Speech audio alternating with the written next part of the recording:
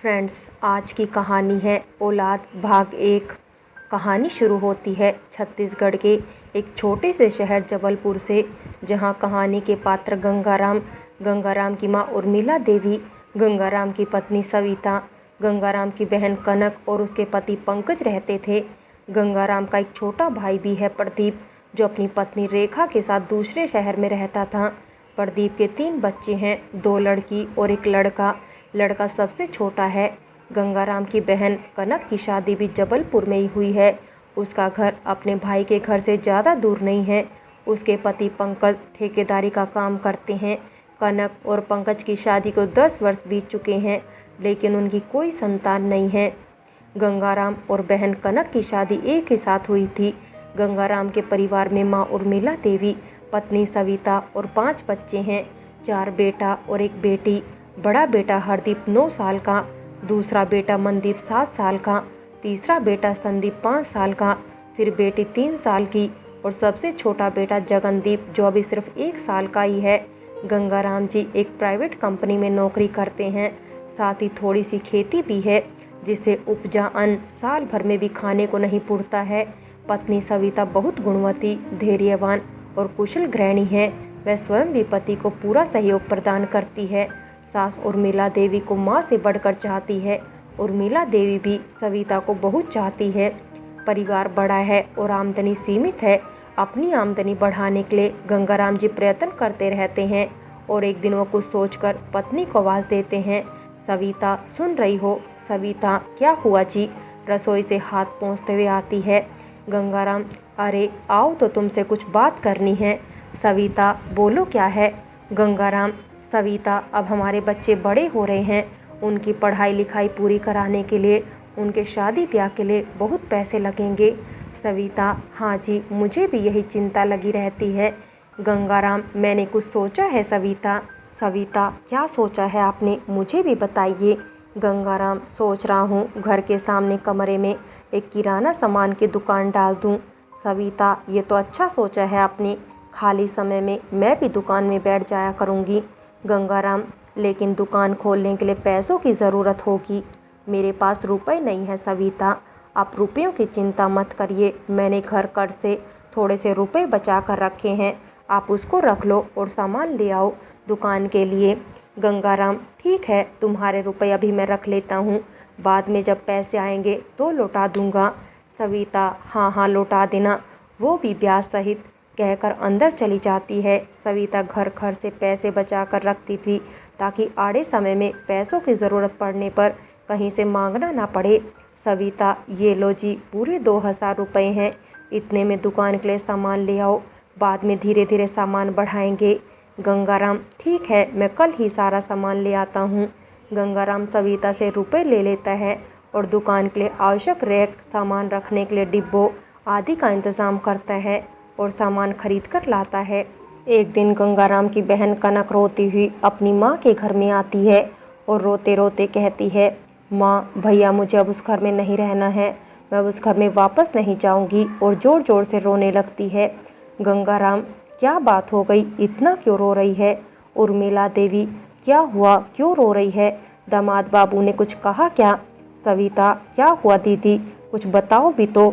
कनक, माँ, रोज़ रोज़ एक ही बात को लेकर झगड़ा करते हैं, आजकल रोज़ झगड़ा करने लगे हैं। सविता, किस बात को लेकर दीदी? कनक, रोज़ कहते हैं तुझे बाल बच्चे नहीं हो रहे हैं, मुझे अपना वारिस चाहिए, मैं तुझे छोड़ दूंगा और दूसरी शादी करूंगा। उर्मिला देवी, बाल बच्चा होना तो भगवान के हाथ में है बेटी, किस्मत की बात है ये तो।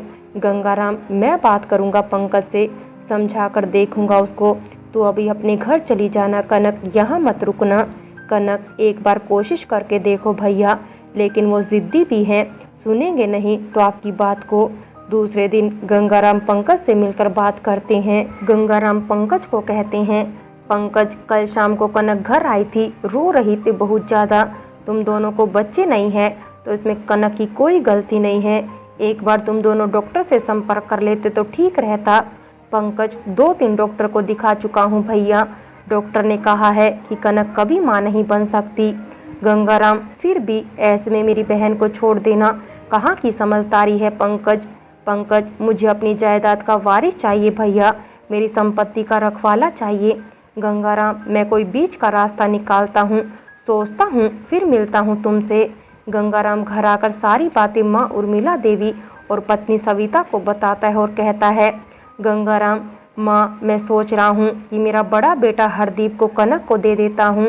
सविता, नहीं जी, मैं अपने बेटे हरदीप के बिना नहीं रह पाऊंगी। गंगाराम, सविता, हमारा बेटा दूर कहाँ जा रहा है, अपनी बुआ के पास ही तो रहेगा, अपनी आँख के सामने ही तो रहेगा, हम रोज़ देखा करेंगे उसको। उर्मिला देवी, कनक की शादी बचाने के लिए तुझे जो अच्छा लगे वो कर ले बेटा, मैं तेरे साथ हूँ। सविता, एक बार और सोच लो जी, मुझे अच्छा नहीं लग रहा है, रोना आ रहा है मुझे। गंगाराम, कुछ नहीं होगा सविता, तुम घबराओ मत, अपनी आँख के सामने ही तो रहेगा हरदीप। सविता, ठीक है, जैसा तुम कहो। गंगाराम, मैं पंकज और कनक से इस बारे में बात करता हूँ। दूसरे दिन गंगाराम कनक और पंकज के सामने अपनी बात रखते हैं, जिसे कनक और पंकज मान लेते हैं। फिर गंगाराम, कनक, सविता और उर्मिला देवी सभी मिलकर हरदीप से बात करते हैं। गंगाराम, बेटा हरदीप, इधर आना तो। हरदीप, क्या हुआ बापूजी? गंगाराम, बेटा हरदीप, तुम्हारी बुआ दिन भर घर में अकेले रहती है, अकेले बोर हो जाती है, उसके साथ खेलने वाला कोई नहीं है। हरदीप, मैं और मनदीप चले जाया करेंगे बापूजी बुआ के पास खेलने के लिए। मनदीप, हाँ बापूजी, बुआ बहुत अच्छी है, बहुत प्यार करती है हमको, खाने को भी अच्छा अच्छा देती है, मैं भी जाऊंगा बुआ के घर पे। हरदीप, हाँ बापूजी, हम दोनों रोज़ जाएंगे बुआ के घर में, रोज़ जाएंगे। हरदीप, जो कि अभी सिर्फ 9 साल का है, वह तैयार हो जाता है अपनी बुआ के घर जाने के लिए। कभी कभी उसकी बुआ रात में रोक लेती थी हरदीप को, रुकने की आदत बनाने के लिए। कनक, बेटा हरदीप, आज रुक जा, रात को तेरे फूफा जी भी नहीं हैं, मैं अकेली हो जाऊंगी घर में। हरदीप, ठीक है बुआ, मैं रुक जाता हूँ। मनदीप को माँ के पास छोड़कर आ जाता हूँ। कभी हरदीप बुआ के पास रुक जाता, कभी माँ के पास चला जाता था, क्योंकि दोनों के घर आसपास ही थे। धीरे धीरे हरदीप बुआ के घर ज़्यादा रहने लगा। पंकज भी हरदीप को बहुत ज़्यादा प्यार करते थे, उसके लिए कुछ न कुछ लाते ही रहते थे। पंकज, बेटा हरदीप, देखो तो मैं तुम्हारे लिए क्या लाया हूँ। हरदीप, क्या है फूफा जी? पंकज, देखो ये खिलौने, एक हाथी है और एक घोड़ा, एक मनदीप को दे देना, और ये कुछ कपड़े हैं तुम्हारे लिए। हरदीप, ठीक है फूफा जी, मैं खिलौना मनदीप को दे दूंगा, और खिलौने के साथ खेलने लगा। इस तरह समय बीतने लगा। हरदीप बुआ के घर रहने लगा।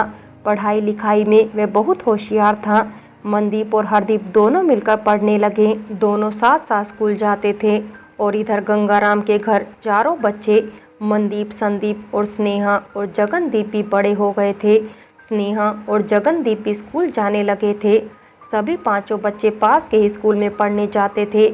एक बार स्कूल में किसी बच्चे के साथ संदीप का झगड़ा हो गया, दोनों मारपीट करने लगे। तो हरदीप और मनदीप ने दोनों का बीच बचाव करते हुए दोनों को समझाया, तब जाकर झगड़ा शांत हुआ। संदीप थोड़ा जिद्दी स्वभाव का था, लेकिन भाइयों के समझाने पर समझ जाता था। और इधर कनक हरदीप को बहुत प्यार करती थी। एक बार किसी शिक्षक ने हरदीप को डांट दिया तो स्कूल पहुंच गई शिक्षक से झगड़ा करने के लिए। समय बीतता जा रहा था, सभी बच्चे नियमित स्कूल में जाते थे। हरदीप अब 9वीं कक्षा में पढ़ रहा था, मनदीप 7वीं में, संदीप 5वीं में, स्नेहा 3री में और सबसे छोटा जगनदीप 1ली कक्षा में पढ़ रहा था।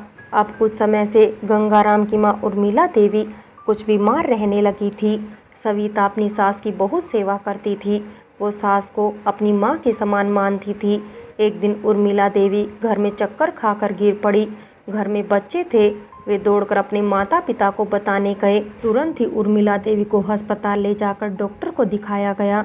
जांच के बाद डॉक्टर ने कहा, शरीर में खून की कमी हो गई है, खून चढ़ाना पड़ेगा, आप खून का इंतज़ाम कीजिए। गंगाराम, कितना खून है माँ के शरीर में? डॉक्टर, 3 ग्राम खून है, जल्दी इंतज़ाम कीजिए, अभी अस्पताल में इतना खून उपलब्ध नहीं है। तब तक कनक भी अस्पताल पहुंच गई थी। कनक, भैया मेरा खून चढ़वा दो माँ को। गंगाराम, नहीं कनक, मैं कहीं से इंतज़ाम करता हूँ, तुम यहीं रुको, मैं अभी आता हूँ। गंगाराम ने छोटे भाई प्रदीप को माँ की तबीयत के बारे में जानकारी दी। प्रदीप तुरंत ही परिवार सहित माँ को मिलने के लिए आ गया। प्रदीप, मेरा खून माँ के खून से मैच करता होगा भैया, गंगाराम ठीक है, चलो डॉक्टर साहब से बात करते हैं। डॉक्टर बधाई हो, आपका खून आपकी माँ के खून से मैच कर रहा है। प्रदीप जल्दी से मेरा खून चढ़ा दीजिए डॉक्टर साहब। डॉक्टर ठीक है, कुछ फॉर्मेलिटीज़ पूरी करनी पड़ेगी, आप मेरे साथ अंदर आइए। खून चढ़ाने के बाद उर्मिला देवी की तबीयत में धीरे धीरे सुधार होने लगा। अच्छे खान पान और दवाइयों के सेवन से उर्मिला देवी ठीक होने लगी। घर में दोनों बहुएं सविता और रेखा उनकी सेवा में कोई कमी नहीं छोड़ रही थी। उर्मिला देवी यह सब देखकर खुशी से गदगद हो जाती थी। प्रदीप और गंगाराम के सभी बच्चे भी दादी की खूब देखभाल कर रहे थे। माँ के थोड़ा ठीक हो जाने पर प्रदीप अपने घर वापस जाना चाहता है और माँ से कहता है, प्रदीप माँ अब हम लोग घर जाना चाहते हैं, बच्चों की परीक्षाएं शुरू होने वाली है कुछ दिनों में। रेखा माँ इस बार आप भी हमारे साथ चलो, कुछ दिन हमारे साथ भी रह लो, हमें अच्छा लगेगा, बच्चे भी आपको बहुत याद करते हैं।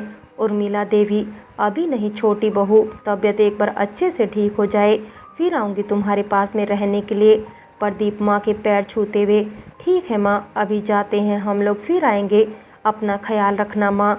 गंगाराम प्रदीप को गले लगाते हुए, आते रहना प्रदीप, माँ तुमको बहुत याद करती है। प्रदीप ठीक है भैया, अभी जाते हैं फिर आएंगे हम लोग। धीरे धीरे समय बीत रहा था। हरदीप 11वीं कक्षा में पहुंच गया था। मनदीप 9वीं कक्षा में पहुंच गया था। सभी बच्चे पढ़ाई में होशियार थे। हरदीप का मैट्रिक का रिजल्ट आ गया था। हरदीप बुआ मैं पास हो गया, देखो मेरा रिजल्ट फर्स्ट डिवीज़न आया हूँ मैं। कनक हाँ बेटा, मैं जानती थी तू अच्छे नंबरों से पास होगा, तू तो मेरा होशियार बच्चा है। हरदीप मैं अच्छे नंबर लाने में आपका भी पूरा सहयोग है बुआ। कनक मैंने क्या किया बेटा। हरदीप आप भी तो मेरे लिए कितना करती हो, रात में जब मैं पढ़ता रहता था तो तुम मेरे लिए चाय बना कर ला देती थी, सुबह मुझे जल्दी जगा देती थी पढ़ने के लिए। कनक ये तो मेरा फ़र्ज़ था बेटा, ये मैंने तेरे अच्छे भविष्य के लिए सोचकर किया। पंकज हंसते हुए, अच्छा सब कुछ तुम्हारी बुआ ने ही किया, मैंने कुछ नहीं किया। हरदीप नहीं फूफा जी, आप दोनों ने ही तो मुझे पढ़ा लिखा कर यहाँ तक पहुँचाया है। कनक आज तो मनदीप का भी रिज़ल्ट आया होगा। हरदीप हाँ बुआ उसका भी रिज़ल्ट आया है, वो भी फर्स्ट डिवीज़न से पास हुआ है। पंकज अच्छे नंबर लाए हो बेटा, ऐसे ही हमेशा तरक्की करते रहो। हरदीप पैर छूते हुए, जी फूफा जी। मनदीप का मैट्रिक परीक्षा का रिजल्ट आया था, फर्स्ट डिवीज़न से पास हुआ था मनदीप भी। मैट्रिक की परीक्षा पास करने के बाद मनदीप ने आगे की पढ़ाई के लिए कॉलेज में प्रवेश लिया। साथ ही हरदीप नौकरी की तलाश भी करने लगा, इसलिए उसने कई जगह आवेदन भी दे दिया था। फ्रेंड्स बाकी की कहानी अगले भाग में देखें, और अगर कहानी अच्छी लगी हो तो लाइक करें, शेयर करें और प्यार भरी कहानी चैनल को सब्सक्राइब करें।